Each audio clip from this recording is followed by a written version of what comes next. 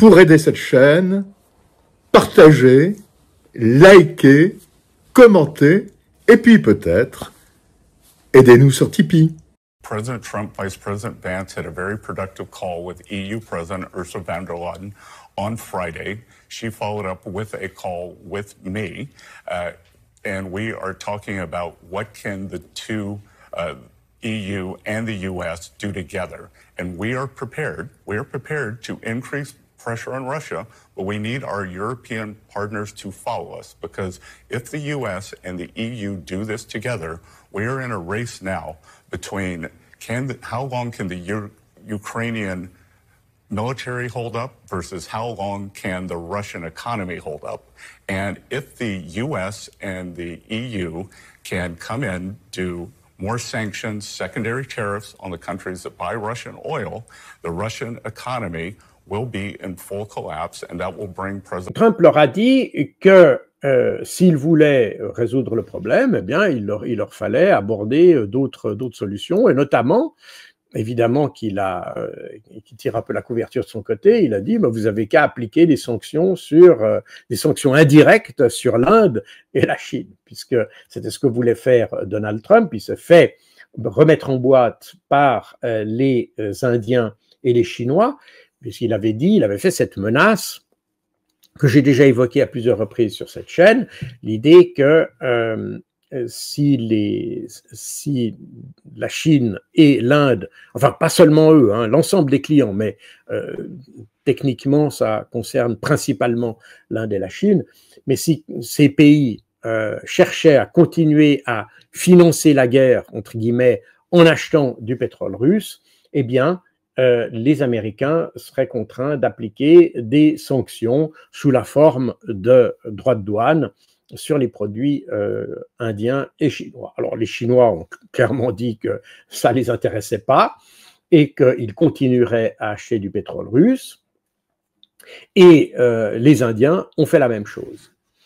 Et là, c'est intéressant parce que Trump a dit aux Européens, il a dit, vous voulez faire des sanctions, vous voulez faire tout ça, mais en réalité, vous nous laissez à nous, Américains, de faire ce que vous voulez pas faire. Parce que les Européens continuent à acheter d'ailleurs du pétrole russe, et ils l'achètent indirectement, enfin il y en a une partie qu'ils achètent directement et une partie qu'ils achètent indirectement à travers, par exemple, l'Inde. L'Inde est un pays qui a considérablement augmenté ses importations de pétrole brut russe, parce qu'ils le raffinent et ensuite ils le revendent aux Européens, évidemment plus cher. Par conséquent, les Européens en réalité achètent du pétrole russe. Et ils le savent pertinemment. Donc, les Européens qui condamnent les Indiens, en réalité, eh bien, si vous voulez, ne font que financer indirectement la guerre. Donc, c'est un jeu de dupes quelque part. J'étais à une petite conférence il y a environ un mois à Cambridge et il y avait une ancienne agente de la CIA présente. Elle m'a dit, dès le dîner d'introduction avant le début de la conférence, que nous devons démanteler la Russie. C'est le plan des néoconservateurs, de la CIA, de l'État profond et de tous ces groupes. En 2025, ils veulent toujours démanteler la Russie. Oui, ils le veulent. Il y avait 2 autres néoconservateurs là-bas. Et l'un des principaux points, l'une des idées centrales de la conférence, était de comprendre quels sont leurs objectifs. Et ce que nous avons appris, c'est qu'il n'y a pas de fin à cette guerre. Ils veulent vraiment une guerre perpétuelle et ils veulent démanteler la Russie. Par conséquent, Trump ne cherche pas à faire la paix ici, c'est très important. S'il arrive à la faire et qu'il arrive à avoir son prix Nobel, etc., pas de problème, mais c'est pas l'élément principal. Et d'ailleurs, on l'a très bien vu, puisqu'il a dit qu'il arrêtait de livrer des armes, mais parce qu'il arrêtait de donner des armes. Mais il n'a pas arrêté de les livrer à partir du moment où c'est d'autres qui lui payent ses armes. Donc on voit bien que c'est pas la paix qui l'intéresse, c'est simplement de dégager les États-Unis. Et ça, c'est très important de le comprendre, parce que ceux qui sont plutôt orientés en faveur de Trump ont tendance à dire qu'il distribue plus d'armes et donc qu'il veut la paix. Non, c'est pas tout à fait ça. Alors ça, c'est la première chose. Mais pour répondre à ça, les Européens, en voyant ce semblant de rapprochement, enfin, je dis bien semblant de rapprochement parce qu'il n'y a pas eu de vrai rapprochement entre la Russie et les États-Unis. Certes, Donald Trump a ouvert un dialogue et ce dialogue, il est bienvenu. Il y a des canaux de communication qui ont été développés depuis mars de cette année, des canaux diplomatiques qui ont été réouverts et qui permettent une communication. Mais il y a jusqu'à maintenant, sur le conflit ukrainien, aucune entente entre Donald Trump et Vladimir Poutine. Et là, il y a aussi des mauvaises compréhensions, une mauvaise lecture de la part des Européens qui comprennent que en Alaska, Donald Trump et Vladimir Poutine se sont mis d'accord sur des choses. Aujourd'hui, pour essayer de justifier une éventuelle intervention de troupes au sol au cas où il y aurait la paix en Ukraine. Je le rappelle, tout ça c'est avec cette configuration conditionnelle de lorsqu'il y aura la paix en Ukraine, les Occidentaux veulent aller déployer un contingent de maintien de la paix ou de réassurance de sécurité pour l'Ukraine. Donc tous ces débats déjà, tant que la paix n'a pas lieu, ça sert absolument à rien, j'insiste bien, c'est que de la com, c'est que du déclaratif, c'est que de l'agitation médiatique. Et dans cette ambiance-là, pour essayer de valider ce discours auprès des populations, on a des poussées de fièvre, comme celle de Madame Kallas, la folle de la Baltique, donc qui est quand même la représentante de l'Union européenne au niveau des affaires étrangères, qui donc, comme vous le savez, est la fille d'un ancien apparatchik du parti communiste dans les pays baltes à l'époque soviétique, donc qui, comme souvent chez ces gens-là, a viré sa cutie pour devenir la plus anti-russe, la plus anti-soviétique, rabique, etc. Et donc elle nous fait un révisionnisme historique pour nous dire, bon, faut arrêter peut-être avec cette histoire selon laquelle la Russie et la Chine seraient les deux grandes puissances qui auraient sacrifié le plus de population, le plus de soldats pendant la Seconde Guerre mondiale. On oublie trop vite les États-Unis et la Grande-Bretagne. On marche sur la tête. Bien évidemment, tout le monde a bien compris que c'était par rapport à ce qui s'est passé la semaine dernière à Pékin et puis avant à Tianjin par rapport à la réunion du sommet de l'OCS, pour essayer un tant soit peu, pour les idiots en Europe qui n'ont pas suivi le cours d'histoire de troisième ou de terminale, puisque je crois que c'était encore enseigné à ces niveaux-là, que le grand vainqueur en Europe c'était l'Union soviétique, par rapport à l'engagement qui a été celui de l'armée rouge pour vaincre la Wehrmacht. 80% de la Wehrmacht a été mis au tapis, a été détruite par l'armée rouge, le reste par l'ensemble des autres alliés combinés. Voilà. On a bien évidemment évoqué la semaine dernière le sacrifice du peuple chinois, 20 millions de morts. Donc toutes les petites histoires périphériques sont périphériques par rapport à tout ça. Même si en Asie-Pacifique, le poids de ce qu'a joué, le poids du rôle des États-Unis est colossal, bien évidemment, mais pas avec un nombre de morts équivalent à celui de la Chine. Et nous avons vu M. Stubb, Alexander Stubb, votre président, également présent à cette réunion. Pardon, votre président était aussi à cette réunion. Oui, c'est vrai, car le président a une fonction en matière de politique étrangère en Finlande. Pouvez-vous peut-être nous aider à comprendre ce que nous observons avec la guerre en Ukraine et le rôle de la Finlande? Comment vous l'interprétez?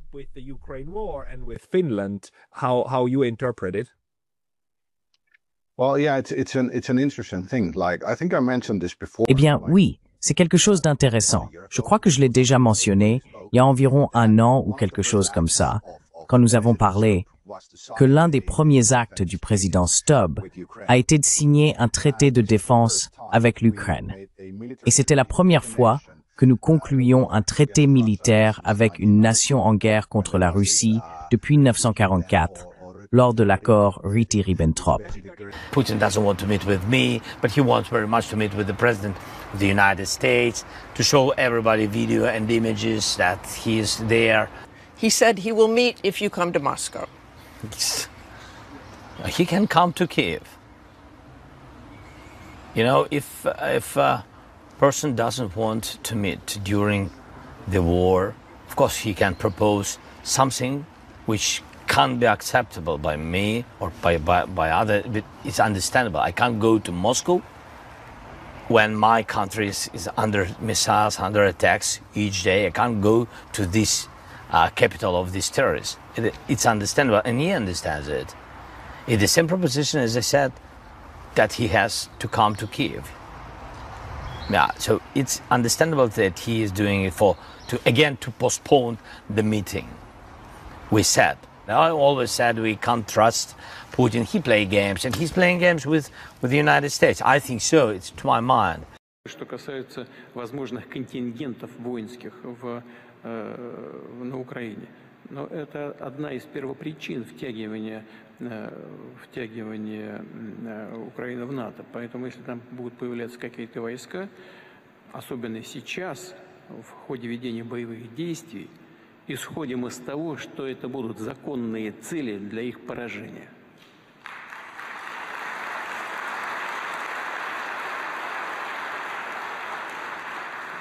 А если будут достигнуты решения, которые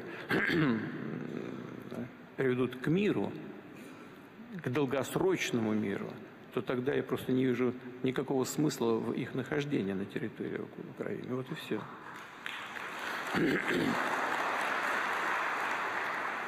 Потому что если эти договоренности будут достигнуты, никто, пусть не сомневается, что Россия их будет исполнять в полном объеме. И мы будем уважать те гарантии безопасности, которые, конечно, должны быть выработаны и для России, и для Украины. И повторю еще раз, безусловно, Россия будет договоренности исполнять. Но, во всяком случае, с нами вот на серьезном уровне пока это никто не обсуждал. Это все.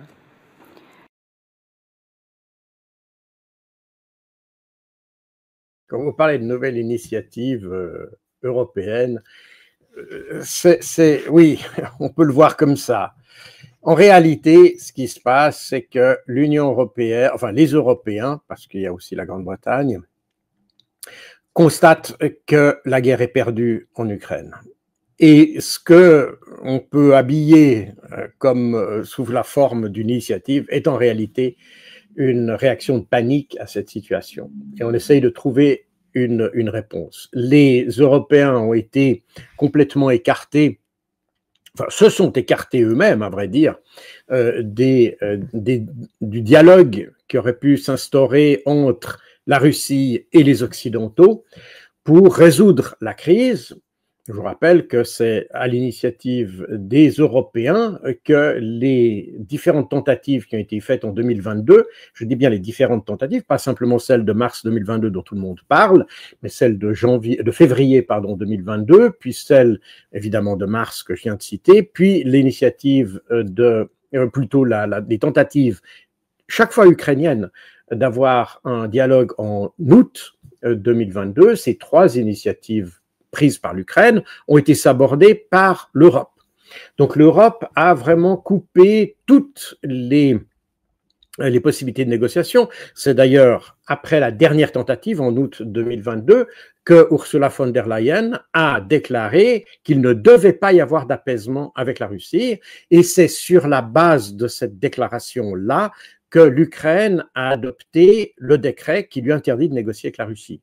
Sur cette coalition des volontaires qui fait ressurgir un peu cette union qui avait eu lieu pendant la guerre d'Irak, qu'on appelait aussi la coalition des volontaires. Écoutez, je regarde ça comme un spectacle. Vous savez, d'abord quand vous dites il avait 30 chefs d'État autour de lui, une bonne partie en visio. Certes. En visio. Alors certes, Zelensky est toujours là, visiblement ils s'entendent bien. Mais la conclusion, c'est quoi? C'est on est prêt à être présent sur le sol ukrainien avec des troupes une fois que la paix sera faite. Le seul problème, c'est que c'est la 5e, 6e ou 7e conférence qui est faite avec cette fameuse coalition des volontaires. Mais heureusement, les volontaires ne sont pas inconscients et pour le moment attendent qu'avant d'aller sur le sol ukrainien, qu'il y ait la paix. Or, pour la paix, on est des figurants. J'ai beaucoup apprécié cet été un article d'un journal espagnol, El País, qui est publié dans Courrier International, je vous rassure, je parlais l'espagnol, mais qui est intitulé « Macron apprend son rôle de figurant ». Qui dit en clair, M. Macron ne représente plus rien en France, mais il s'agite encore sur la scène internationale et son dossier favori, comme d'ailleurs à beaucoup d'Européens, c'est l'Ukraine. Voilà, ça lui donne l'impression d'exister, ça lui donne l'impression d'avoir un rôle, mais sincèrement, envoyer des troupes en temps de paix, c'est très bien, sauf qu'on sait très bien que la Russie le refusera.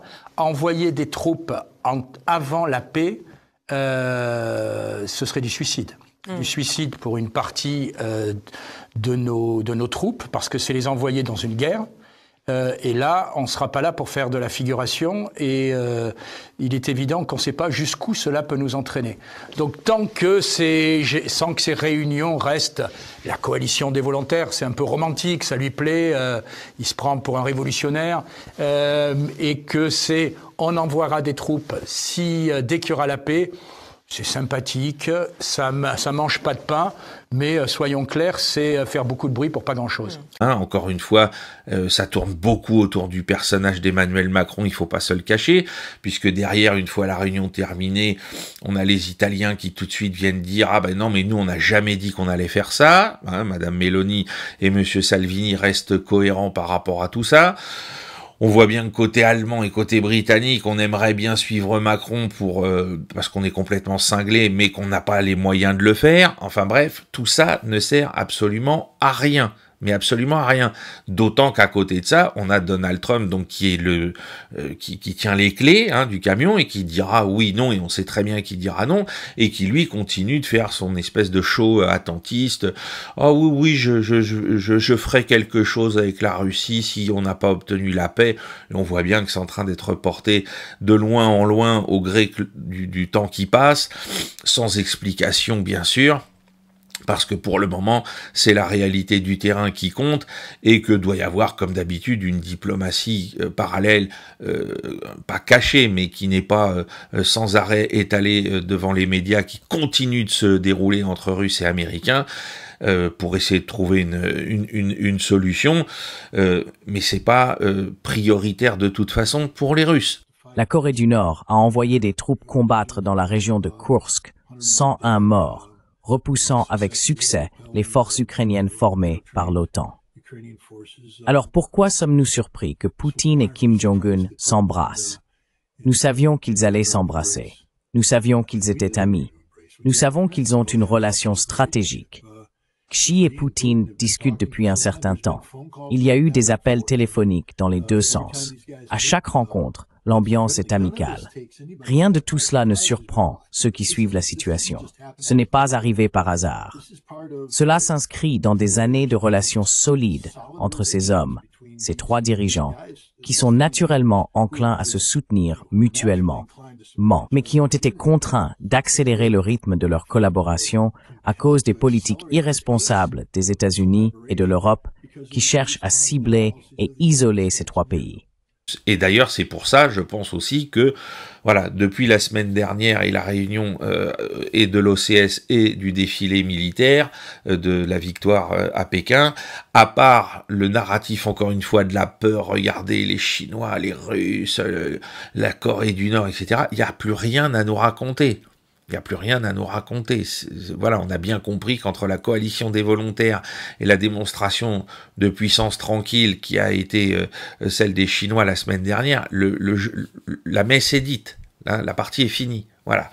Alors néanmoins, hier, je découvre que cet idiot, cet imbécile, je n'ai plus de qualificatif tellement il est bête, d'Olivier Faure, qui vient nous dire qu'il serait prêt à voter si on lui demandait son avis qu'on ne lui demandera probablement pas, pour envoyer des troupes françaises garantir la paix en Ukraine? En réalité, on peut parfaitement, quant au principe, on peut parfaitement négocier un mécanisme de maintien de la paix, même quand on est encore en guerre, et même quand on ne sait pas encore quelle sera l'issue exacte des combats. Et j'en veux pour preuve, d'ailleurs, un épisode dans lequel j'ai été, malgré moi, impliqué, mais que je rappelle que j'étais responsable des opérations de maintien de la paix, enfin pas responsable, mais responsable de la doctrine des opérations de maintien de la paix aux Nations Unies lors de la crise de la Libye, par exemple, et je me rappelle très bien que pendant la crise libyenne, alors que se déroulaient les combats, on évoquait des plans pour le maintien de la paix, avec différents acteurs, différents scénarios, différentes forces, différents modèles d'intervention, etc., etc. Et tout ça se faisait en continu au fur et à mesure des combats. Et on avait des équipes qui négociaient avec les intervenants de part et d'autre, alors que les combats se déroulaient, pour voir ce qui était acceptable pour les uns, pas acceptable pour les autres. Et cette négociation s'est faite en continu pendant les conflits. Finalement, il ne se passera rien du tout parce que ni les uns ni les autres, à l'issue du renversement de Kadhafi, ni les uns ni les autres n'ont voulu qu'une intervention étrangère. Mais les négociations ont eu lieu à ce moment-là. Donc, quant au principe, l'idée d'avoir une négociation et qu'on évoque des plans et qu'on essaye d'échafauder des concepts pendant alors que le conflit n'est pas terminé, tout ça est parfaitement normal. Et il est logique qu'on essaye d'évoquer différentes options pour la fin du conflit. Après cette réunion de Shanghai, le dollar est fini. Il n'y a plus, quelle que soit la chance que nous avions, nous, les États-Unis, de conserver non pas la domination du dollar, mais sa pertinence. C'est terminé. C'est fini. C'est clos. Et tout cela, c'est à cause de nous. C'est entièrement à cause de Scott Bessent. Hey, Donald Trump, si tu écoutes ceci, vire ton secrétaire au Trésor. Ce serait la meilleure décision que tu prendrais après avoir limogé ton secrétaire d'État.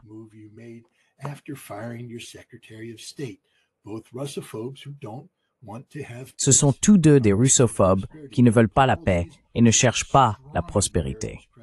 Leurs politiques détruisent la crédibilité de l'Amérique. Mais rien de tout cela ne devrait surprendre qui que ce soit. Il n'y a rien qui se soit passé en Chine lors de ce sommet de l'Organisation de coopération de Shanghai qui soit surprenant. On aurait pu l'écrire à l'avance. N'importe qui connaissant la région aurait pu le prédire. Et il aurait eu 100% raison. Peut-être 98, il y a peut-être eu 2 surprises là-dedans, mais l'essentiel, c'est que rien de tout cela n'a surpris qui que ce soit. Parce que tous ceux qui suivent la situation savaient que c'était le résultat le plus prévisible qui soit. Non, mais s'il y avait le Nobel de la bêtise, l'Union européenne le gagne hors concours. Voilà. L'Union européenne, en réalité, achète des armes aux Américains pour alimenter le complexe militaro-industriel américain. Les États-Unis sont dans le rôle extraordinaire où on leur finance leur industrie.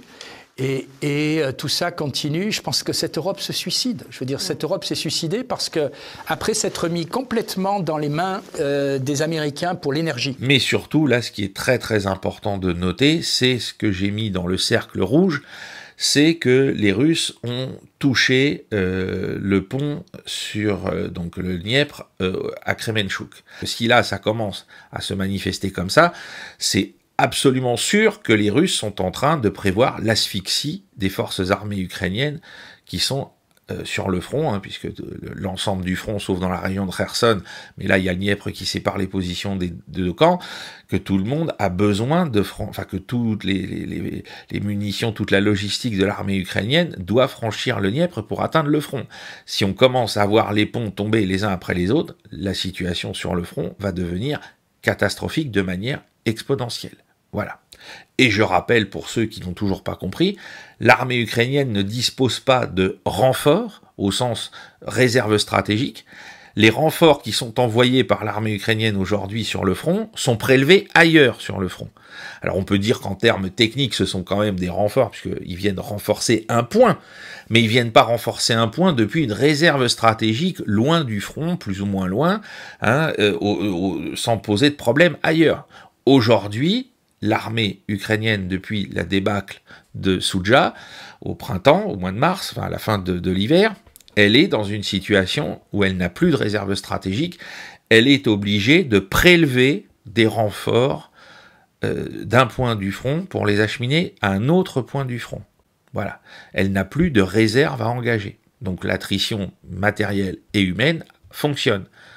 Hein, du côté des Russes, leur stratégie d'attrition fonctionne puisque on est contraint de déshabiller Pierre pour habiller Paul. Voilà. Et que ça, on l'a vu à la fin de la Seconde Guerre mondiale 50 fois, les Allemands étaient très efficaces dans leur souplesse tactique et opérationnelle pour justement faire ces espèces de rocs permanents de déplacer telle grande unité. Si on regarde par exemple la 6e SS Panzer Armée qui a participé à l'offensive des Ardennes en décembre, qui ensuite est redéployée pour mener des opérations de contre-offensive en Hongrie, etc. On voit bien que les Allemands savaient faire ce genre de choses, mais avec des lignes intérieures qui étaient quand même un peu mieux structurées que ce que peuvent faire aujourd'hui les Ukrainiens par rapport aux rails et ce que je viens d'expliquer sur leur dépendance aux rails électriques dont ils ne peuvent pas jouir comme ils le veulent. Voilà, donc aujourd'hui, il n'y a pas d'unité de réserve avec plusieurs brigades, une vraie réserve stratégique qui pourrait être investie pour contrer telle ou telle offensive russe dans tel ou tel secteur.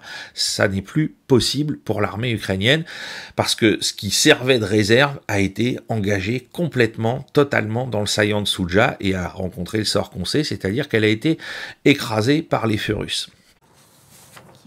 C'est une nouvelle fois réveillée meurtrie. Dans la nuit de samedi à dimanche, la Russie a lancé sa plus grande attaque aérienne contre l'Ukraine depuis le début de la guerre. Et pour la première fois, le siège du gouvernement a été endommagé. Le toit et les étages supérieurs du bâtiment ont été frappés. Un incendie s'est ensuite déclaré sur 2 étages du siège du gouvernement. C'est un drone qui a frappé. À notre connaissance, il n'y a pas eu de victimes.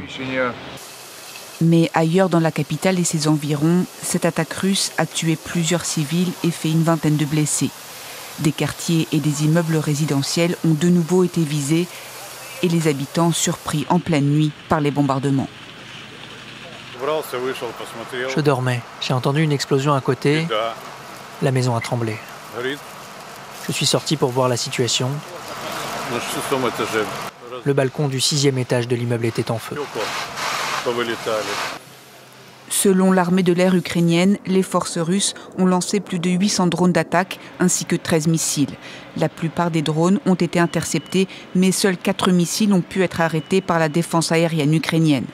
Sur Telegram ce matin, la première ministre a appelé les alliés de l'Ukraine à fournir de toute urgence plus de moyens de défense.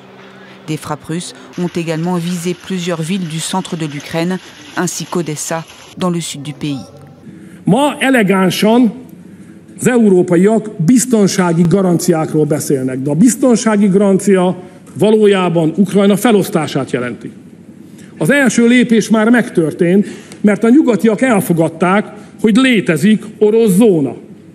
Csak az a vita, hogy a Krímen túl lesz 2 megye, 4 megye, 5 megye vagy 6 megye. De arról már nincs szó, hogy az ne létezne. Egy orosz zóna már létrejött, ez Ukrajna körülbelül 20%-át tartalmazza. Ez már a múlt, erről már nem is nagyon van vita. Amiről vita van, hogy az orosz zóna határától hány kilométerre jöjjön létre egy demilitarizált zóna. 40 kilométer, 50, 100, 200, nem tudjuk, ez most zajlik. Ez lesz a második zóna. Ukrajna felosztásának eredménye egy orosz zóna, egy demilitarizált zóna, és végül majd egy nyugati zóna, aminek a körvonalairól és állapotairól most még nem tudunk semmi biztosat mondani, de láthatjuk, hogy Ukrajna 3 zónából álló területté alakul át. La Russie, eh bien, c'est elle qui a qui mène le bal, si j'ose dire ça comme ça, en Ukraine, et c'est s'il y a une solution à ce conflit et que cette solution est militaire, elle se fera inévitablement à l'avantage de la Russie. Et c'est cette situation-là que les Européens, après s'être aveuglés délibérément pendant 3 ans, eh bien, ils s'aperçoivent aujourd'hui qu'on est dans cette situation et qu'il leur faut trouver une solution pour que la Russie n'ait pas la victoire totale que les Européens lui ont dont ont permis la réalisation, si vous voulez. C'est les Européens qui ont offert à la Russie cette victoire totale. Donc aujourd'hui, ils essayent un peu de rattraper le coup avec des initiatives. Et alors, on a effectivement cette situation des garanties de sécurité. Oui, alors je me suis interrogé sur cette... c'est un édito que j'ai appelé Macron l'obstiné. L'obstiné, pourquoi? Parce que quand on regarde en arrière, je suis remonté moi, jusqu'au lundi 26 février 2024, où Emmanuel Macron s'exprimait au cours d'une conférence de soutien à l'Ukraine. Alors on n'en était pas encore à la coalition des volontaires, mais on en prenait lentement le chemin. Et Emmanuel Macron, à l'époque, disait « Il n'y a pas de consensus aujourd'hui pour envoyer en Ukraine de manière officielle, assumée et endossée des troupes au sol, mais en dynamique, rien ne doit être exclu. Les gens qui disent « jamais, jamais » aujourd'hui étaient les mêmes qui disaient « jamais, jamais des tanks, des avions, des missiles à longue portée » il y a 2 ans. Je vous rappelle qu'il y a 2 ans, des gens autour de cette table, sous-entendu les autres premiers ministres et présidents, proposaient à l'Ukraine des sacs de couchage et des casques. Alors à cette époque-là, évidemment, ça avait fait un pataquès. Immédiatement à la sortie de la réunion, Mark Rutte, qui était à l'époque premier ministre néerlandais, qui deviendra le secrétaire général de l'OTAN, donc pas quelqu'un qui est farouche dans on va dire son souhait de frapper la Russie, avait complètement exclu cette hypothèse. Le chancelier allemand Olaf Scholz, même chose. La Pologne, la Suède, l'Autriche, l'Italie, le Royaume-Uni et l'Espagne. En fait, il n'y avait que Emmanuel Macron qui souhaitait envoyer des troupes, mais bon, il avait lâché ça. Alors, je me suis souvenu aussi que ça c'était le journal Le Monde qui nous avait révélé ça, quelques jours plus tôt, devant une poignée d'invités réunis à l'Élysée, il avait dit « De toute façon, dans l'année qui vient, je vais devoir envoyer des mecs à Odessa ». Donc, voilà donc le chef de l'État qui est passé, on s'en souvient à une époque, au moment où il était au téléphone avec Vladimir Poutine, qu'il essayait de négocier au début, il disait « surtout ne pas humilier la Russie ». Et le voilà qui est passé à la suggestion d'envoi de troupes en soutien à Kiev. Ce qui est intéressant, c'est quand on voit l'origine de cette mutation, c'est d'abord, donc, ce que j'ai dit, le peu de consensus que cette idée d'Emmanuel Macron, qui va devenir une obsession, recueille chez les alliés. Alors, autant dire que l'arrivée au pouvoir de Donald Trump aux États-Unis n'a rien fait pour donner du poids à ce projet, au contraire, mais que cela n'a nullement empêcher notre président de réitérer cette proposition de nombreuses fois. Bon, moi, j'ai l'impression d'avoir en face de moi un président qui veut la guerre. Voilà. Il ne prépare pas la guerre au cas où on la lui ferait. Enfin, voilà. Emmanuel Macron est un va-t-en-guerre. Il se comporte comme ça. Il n'est pas le seul, d'ailleurs, sur la scène européenne. Voilà, on a des chefs d'État et de gouvernement dont beaucoup sont en délicatesse avec leur propre peuple. Ils ont des problèmes de légitimité, on voit bien. Hein, il y a une crise démocratique en Europe et ils sont presque tous très contestés. Bon, donc, il y a une tentation pour réunir... Pour faire l'unité autour d'eux, c'est la tentation du chef de guerre. Alors je ne dis pas qu'ils iront jusqu'à la guerre, mais en tout cas, on sent qu'il y a une volonté, de tendre les choses le plus possible pour provoquer ce réflexe d'unité. Bon, ça c'est ma première remarque. La deuxième, moi je ne sais pas ce qui s'est passé à l'intérieur de la réunion d'hier. Je suis juste absolument convaincu qu'une bonne partie, sinon la plupart des participants, n'enverront pas un homme de troupe ni avant ni après. Ah oui, oui. Ils se sont engagés. Je ne sais pas, si vous avez vu un papier, vous avez vu un... On n'a pas eu un papier, justement, les prochains jours seront consacrés justement le côté juridique et politique. On va voir qui va parce que vous parlez de crise démocratique, c'est sûr qu'en Russie, de crise démocratique, il ne peut pas y en avoir. Ce n'est pas une démocratie. Mais chez nous, il y en a. On va essayer d'avoir un papier, se rendre compte que le droit international est totalement bafoué du côté russe, mais qu'on essaye de se mettre du côté du droit international, du côté des armées.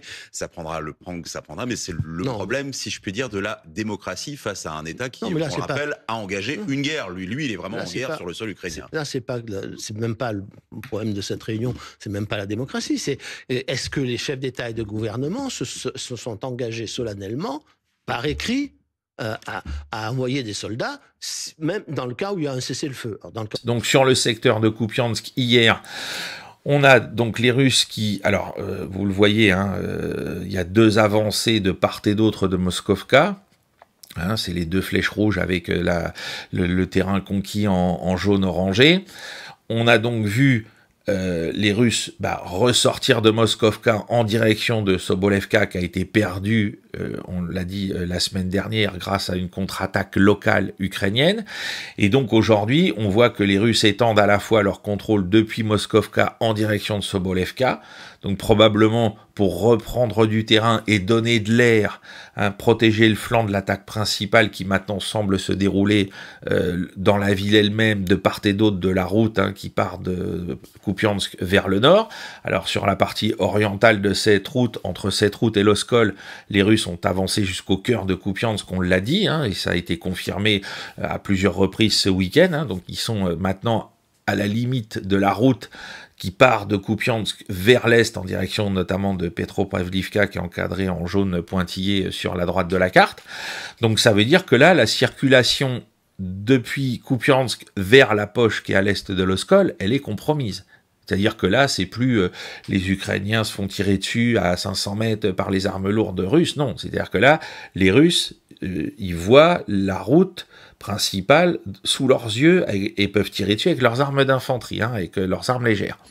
Donc là, moi, je ne sais toujours pas où on en est de l'évacuation de cette poche ukrainienne à l'est de l'Oskol, qui continue dans laquelle on continue de maintenir un contingent dont nous ne connaissons pas le nombre d'hommes, bien évidemment, mais on se demande ce qui va leur arriver et pourquoi ils se sont pas repliés depuis des mois pour notamment se retrancher dans Kupiansk et puis mener une contre-attaque au nord de Kupiansk pour eux détruire la poche, enfin la tête de pont que les Russes ont créée patiemment depuis le mois de novembre l'année dernière. Bref, je ne sais pas vraiment, mais je ne sais pas pourquoi les Ukrainiens s'accrochent à cette poche de cette manière, c'est complètement délirant, l'histoire nous l'expliquera peut-être plus tard. Cet envoi de matériel militaire, cet envoi de missiles, etc., n'a été discuté qu'une seule fois au Parlement en 3 ans et de manière non contraignante pour l'exécutif. Et on peut se poser la question de comment un président qui, sur cette question, tous les sondages le montrent, n'a pas le soutien de l'opinion, il ne dispose d'aucune majorité présidentielle, il n'a proposé aucun débat véritable, et dont le gouvernement est menacé d'être renversé, il n'a pas non plus de mandat de l'OTAN. Comment est-ce qu'il peut décider du déploiement d'une force militaire en Ukraine? On peut se demander aussi, si cela a lieu, qui pourra bien voter un budget pour une telle opération. Alors, est-ce à dire qu'il envisage une crise ou que l'entrée en guerre de la France pourrait se faire en utilisant, vous savez, le fameux article 16 de la Constitution de 1958, celui qui, en période de crise, permet de donner des pouvoirs étendus, d'ordinaire exclus au président de la République? On ose le penser. On se souvient qu'au début de la guerre, le président n'a pas hésité à utiliser ce conflit. Donc il avait utilisé, et en particulier les tractations qu'il était censé mener entre Poutine et Zelensky à l'époque, pour éviter d'avoir à faire campagne contre Marine Le Pen. Il se contentait de publier à l'époque des vidéos de l'Élysée, où on pouvait le voir en chef de guerre en train de gérer les affaires du monde.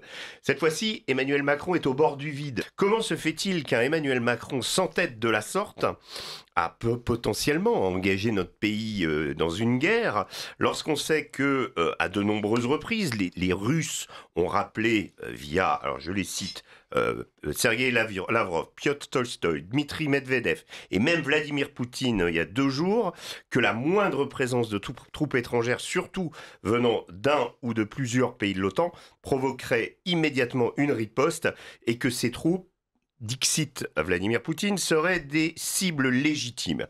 Alors, certes, il s'agit de la France, de la part de la France, d'une pensée noble qui est, on sans doute, montre à l'Ukraine et à son leader, Volodymyr Zelensky, dont Macron est proche. Vous avez rappelé qu'ils sont encore vus hier, ils n'arrêtent pas de se voir. Hein. Toutes les semaines, il y a un truc, on voit les photos l'autre jour à l'Élysée, ils sont en train de rigoler, etc., etc. Mais ça montre effectivement qu'on ne laisse pas tomber l'Ukraine. Mais à l'heure où la négociation, même si elle s'avère difficile, est évoquée, qu'elle est peut-être possible, ou à une heure où on consiste à parler de paix ou de cessez-le-feu, en proposant à quoi ça signifie, qu'est-ce que ça signifie par rapport à une initiative qui, pour les Russes, est précisément un obstacle à toute forme de paix et de négociation. Et donc là, alors, je vous ai mis, on est dans le secteur de Novopavlovka, il n'y a pas de carte aujourd'hui concernant Pokrovsk et le nord de Pokrovsk. Je vous ai indiqué la direction de Pokrovsk pour que vous compreniez où se trouve cette zone. Hein. Pokrovsk est à quelques kilomètres, donc au nord-est de ces positions. Et donc là, les Russes continuent d'avancer en direction de Novopavlovka, avec, vous le voyez, des avancées qui sont de plus en plus importantes.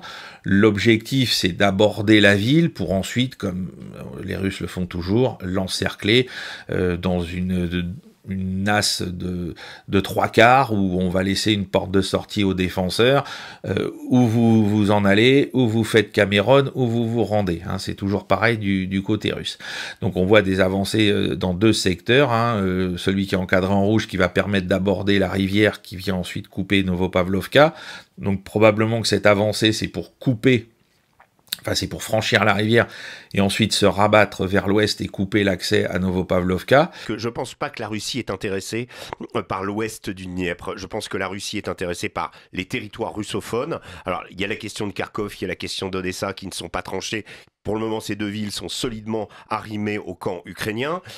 Il faut faire en sorte, à mon sens, que l'Ukraine perde le moins possible de territoire. Ce n'est pas le cas. Si la guerre continue, elle risque d'en perdre beaucoup plus parce que le relief va devenir à l'avantage des Russes au fur et à mesure qu'ils vont quitter le Donbass. Là, actuellement, ils mènent des offensives dans l'oblast de Dniepro, dans l'oblast de Kharkov. Liman, c'est Kharkov. Là, on est dans d'autres sphères et on sent que les Russes, progressivement, avancent. Et ils risquent, parce que l'Ukraine manque d'hommes, eh bien qu'il y ait à un moment une vraie faille dans le front et que les Russes s'y engouffrent. Et les Ukrainiens ne pourront pas, en défensive, utiliser les centaines de milliers de drones qu'ils utilisent de façon très efficace pour se défendre, mais ça ne pourra pas durer. On ne pourra pas masquer la pénurie d'hommes en utilisant systématiquement des drones. Ça ne marchera pas indéfiniment. Donc voilà. Donc la question, c'est arrêter la guerre, faire en sorte, en effet, qu'il y ait des mesures coercitives qui permettent que l'Ukraine tienne le territoire qu'elle a et les garanties. Je pense que là, les États-Unis peuvent jouer à fond. La Chine aussi peut jouer. C'est pas dans l'intérêt du monde de continuer cette guerre. Les Russes ont mené de nouveau des opérations offensives dans le secteur de Kamiansk. Donc, vous le voyez sur le bord à gauche de la carte, c'est le Dniepr. Donc, Kamiansk, c'est la ville qui est encadrée en rouge, bien évidemment. Le but, c'est de s'emparer de Stepnogorsk. Et on avait vu, alors les Russes, comme d'habitude, j'ai encore tracé en bleu la ligne de défense principale ukrainienne, et vous voyez que les Russes, leur progression d'hier au nord de Plavny, eh bien, c'est pour contourner ces défenses, s'infiltrer par l'ouest, par la zone qui borde le Dniepr de Stepnogorsk, et ensuite prendre à revers les défenses ukrainiennes. I'll always be friends with Modi. He's great. Prime Minister, he's great. I'll always be friends, but I just don't like what he's doing at this particular moment. But India and the United States have a special relationship. There's nothing to worry about. Il n'y a pas d'opposition politique en ce moment à M. Trump. Les démocrates sont très mal organisés. C'est surprenant s'il y a une opposition.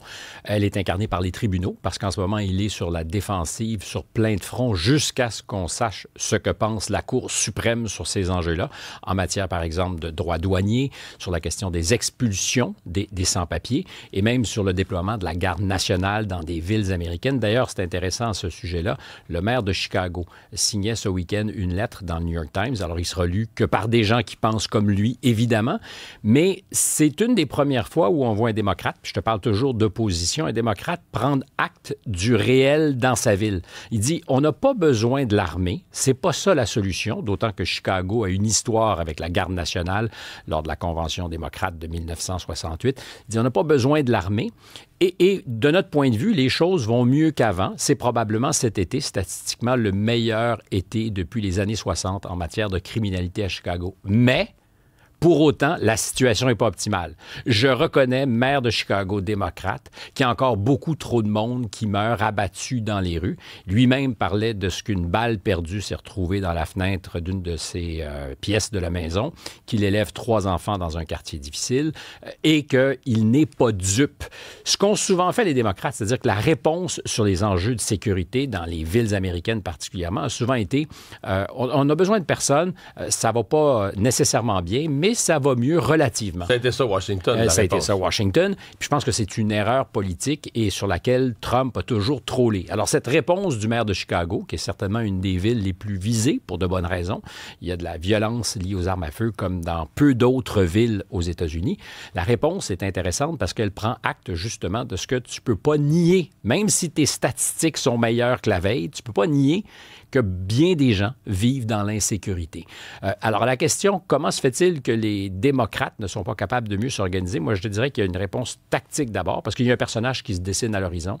C'est Gavin Newsom, le gouverneur de la Californie. Avoir du succès quand tu es démocrate en Californie, c'est pas un standard très difficile à dépasser parce que c'est un État très, très, très démocrate.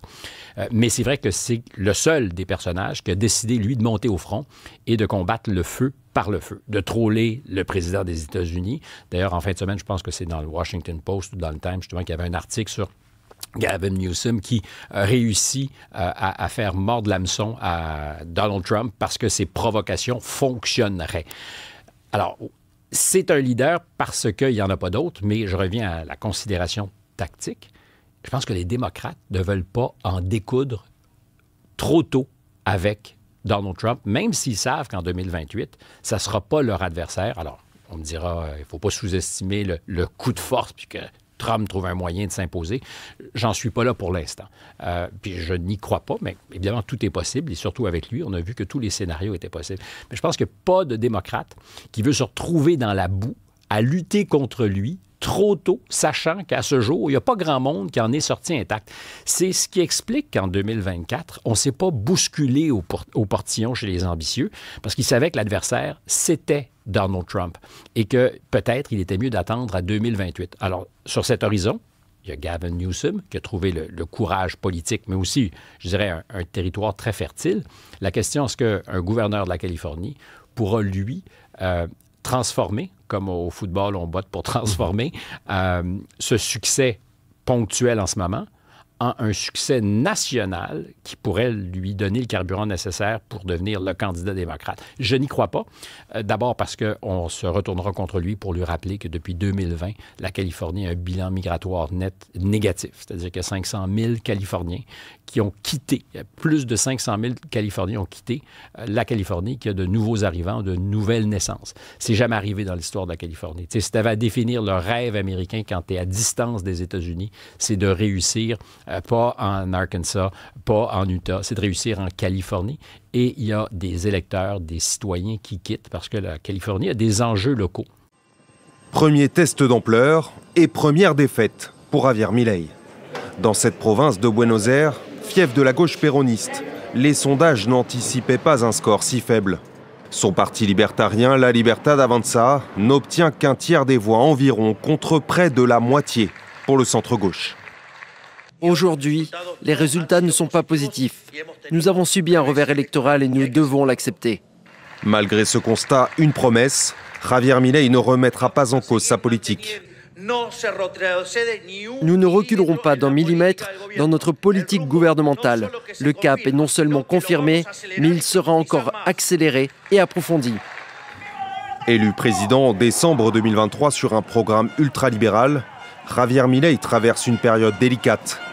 Plusieurs membres de son entourage sont impliqués dans un scandale de présumé pot de vin au sein de l'Agence nationale pour le handicap, dont sa sœur Karina, secrétaire générale de la présidence. Le 27 août, lors d'un déplacement de campagne en duo, leur cortège est visé par des jets de détritus et de pierres. Après le premier grand revers électoral du président ce dimanche, l'une de ses principales opposantes, l'ex-chef d'État de centre-gauche Christina Kirchner, interpelle le chef de l'exécutif. Tu as vu ça, Milei ? Sors de ta bulle, mon frère, ça devient grave. Pour la première fois depuis le début de son mandat, Javier Milei a vu le Parlement annuler jeudi un de ses vétos qui supprimait une loi de financement des aides aux personnes handicapées afin de préserver l'équilibre budgétaire, selon l'exécutif. En outre, ces derniers jours, le gouvernement est intervenu pour la première fois sur le marché des changes pour enrayer la dépréciation du peso argentin. Des revirements politiques et un échec électoral pour Javier Milei à l'approche des élections législatives nationales du 26 octobre. We're in very deep negotiation with Hamas. We said let them all out right now, let them all out, and much better things will happen for them. But if you don't let them all out, it's going to be a tough situation. It's going to be nasty. That's my opinion. Israel's choice, but that's my opinion. They got to let them out. You got 20 plus you have about 38 dead people. Young, beautiful, dead people. And I'll tell you, the parents want them every bit as much, almost more, than as if their son or daughter were alive. But you have many dead people that are coming out as part of the deal. It's 20 people, but I think of the 20, there could be some that have recently died, is what I'm hearing. I hope that's wrong. But you have over 30 bodies in this negotiation. Can you believe? I mean, we negotiate for people that are living here. We know that at least 30 people are dead, and we're negotiating to get them out. The parents want them back so badly, as if they were alive. Every bit as much. It's really pretty amazing. It's very sad. I'm in the middle of it. And I put out the other day, I said, we want all 20. We don't want two.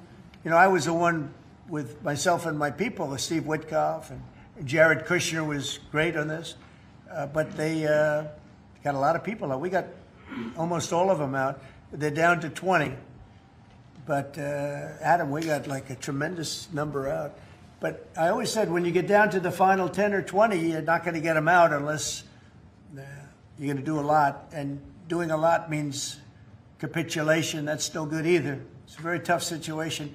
But I put out the other day, let them all out. Every single one. No more twos and ones. We'll give you one this week, and in 2 months we'll give you two more. And there's negotiation going on right now.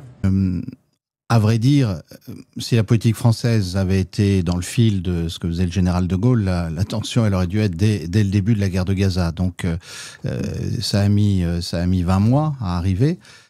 Si vous voulez, moi, ce qui m'intéresse, on met souvent en avant le côté autoritaire d'Emmanuel Macron, mais il a un côté radical socialiste aussi, que souvent on sous-estime. C'est son fameux « en même temps ». Alors, il a essayé de concilier l'inconciliable. Je veux défendre Israël et en même temps. Sauf que là, c'est en train de basculer. En fait, Macron est un très bon marqueur. Je regardais les chiffres de 2024, c'est Mediapart qui a sorti ça. Il y a plus de 23 millions de ventes d'armes françaises à Israël. Donc ça, on peut dire que c'était une... De vente d'armes françaises. Oui, françaises, hein. Oui. C'est une coopération à la guerre de Gaza, c'est le moins qu'on puisse dire. Et puis, alors on verra bien les chiffres pour cette année, mais en tout cas, Macron a compris que c'est pas bon à long terme. Ce que font les Israéliens à Gaza, c'est tellement horrible que tout chef d'État ou chef de gouvernement qui aura été associé à ça pourrait être mis en cause le jour où il y aurait un procès devant la Cour internationale de justice qui irait jusqu'au bout. Ou bien si Netanyahou est amené devant la Cour pénale internationale. Et donc Macron a décidé que il fallait changer de ligne et basculer du côté de la reconnaissance de l'État palestinien. Alors pardonnez-moi d'être cynique, mais il faut quand même avoir conscience de ça. Alors évidemment, ça embête les Israéliens parce que c'est dans un contexte général qui leur est de plus en plus défavorable. L'opinion mondiale, maintenant, est ultra majoritairement contre eux. Par contre, ils ont un vrai soutien américain. Eh ben, pas tant que ça. Ils ont un soutien facial américain. Oui. Mais j'étais aux États-Unis fin juillet. Ce qui m'a frappé, c'est de voir l'agacement jusque dans le parti républicain devant l'intransigeance de Netanyahou. Et qui à ce moment-là sont pris pour cible, hein, donc c'est absolument terrible. Et si vous voulez, il faut comprendre d'où ça vient, c'est que c'est toujours le même objectif de Netanyahou, c'est de convaincre les Palestiniens de quitter la bande de Gaza. Hein, c'est ça en fait. Donc, on les soumet éventuellement à une terreur arbitraire. Ça fait penser un peu à l'Arménie en fait, hein. Non? Oui, ce que je dis souvent, il n'y a rien qui ressemble plus à un génocide qu'un autre génocide. Il faut regarder ça en termes universalistes. Hein. C'est effectivement, malheureusement, et c'est pas avoir un jugement de valeur, c'est décrire ce qui se passe sur le terrain. Je précise, Edouard Husson, vous pouvez le rappeler, hein, vous êtes un grand spécialiste également, et je crois que c'est votre thèse, de l'antisémitisme. Enfin, donc c'est un sujet qui vous est très J'ai cher. travaillé sur le génocide des Juifs en Europe, et donc je sais par expérience que tout peuple peut produire les meilleures et les pires choses.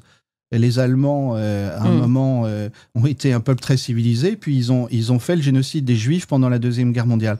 Et les Turcs sont un peuple qui ont produit des choses extraordinaires et qui ont fait le génocide des Arméniens. Il y a d'autre part de plus en plus de refus de réservistes ou de jeunes conscrits d'aller à Gaza. Donc, là encore, hein, ceux qui essayent de nous enfermer dans des cases en disant « si vous critiquez Netanyahou, vous êtes antisémite ». Mais non, être antisémite, c'est ne pas parler des Juifs qui résistent à Netanyahou, et que ce soit en Israël ou dans le reste du monde. Bonjour Dimitri, bonjour Anissa, bonjour à tous. Bonjour Vincent. Vincent, on aurait pu penser qu'à la veille de la chute du gouvernement Bayrou, la conversation publique serait entièrement consacrée à la crise politique. Pourtant, c'est la vidéo montrant Thomas Legrand et Patrick Cohen au café, avec deux responsables socialistes qui alimentent la polémique.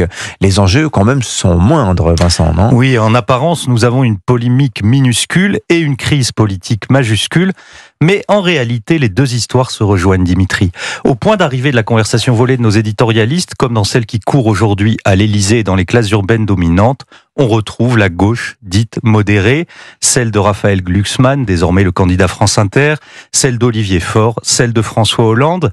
Cette gauche qui se dit opposée à Mélenchon, entre deux alliances électorales avec ce même Mélenchon, continue d'afficher une supériorité morale à toute épreuve. Elle a tout raté. Elle n'a plus d'électeurs, elle survit grâce à l'oxygène du vote insoumis, mais elle prétend toujours diriger nos consciences. Hier, dans la tribune dimanche, il y avait une interview de François Hollande qui en appelle, je le cite, à la responsabilité de chacun. Il faut bien réaliser que nous en sommes aux recommandations d'un ancien chef de l'État tellement impopulaire qu'il n'a pas pu se représenter, à un président qui, lui, a contre lui 85% de l'opinion. C'est un morceau ultra minoritaire du pays qui pense conserver un pouvoir indétrônable. C'est la gauche divine, exactement comme dans la vidéo de nos éditorialistes. Mais reconnaissez, Vincent, que dans le jeu parlementaire, le Parti socialiste occupe une place charnière. Mais parce qu'on lui a donné cette place et parce qu'on refuse d'intégrer le premier groupe de députés, celui du Rassemblement national, dans le jeu. Vous savez à quoi est suspendu l'équilibre du pays aujourd'hui ? Aux concessions que le bloc central est prêt à faire sur l'ISF, l'impôt sur les entreprises, l'assurance chômage ou les retraites. Et pourquoi ? Pour permettre aux députés socialistes de ne pas censurer et d'éviter une dissolution qui leur serait fatale. Il y a 15 ans, François Hollande a sacrifié le nucléaire français pour un accord électoral avec les Verts. Et aujourd'hui, on s'apprête à abîmer un peu plus encore notre économie pour sauver la peau d'Olivier Faure et de ses amis. La vérité est que la signification médiatique de ce courant politique est 10 fois plus importante que son poids électoral. Le PS est devenu marginal en France, mais apparemment il est central à France Inter.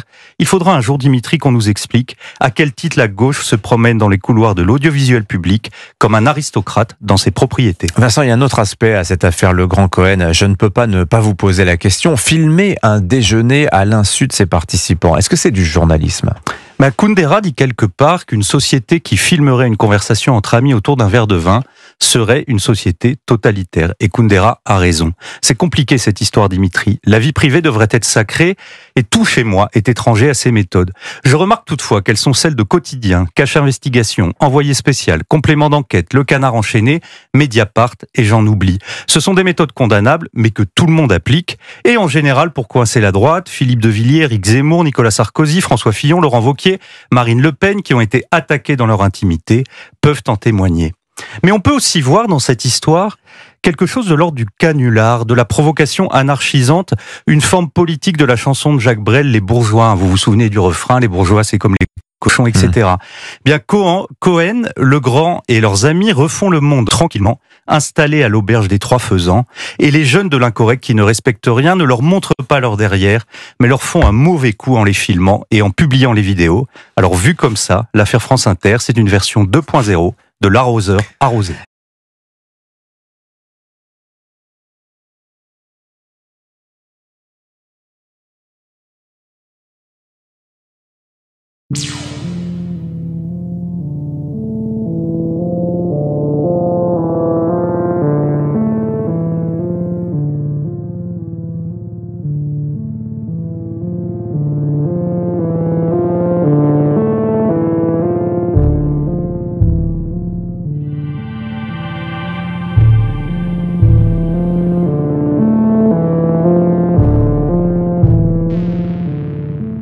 Alors, pour aider cette chaîne, partagez, likez, commentez, et puis peut-être, aidez-nous sur Tipeee.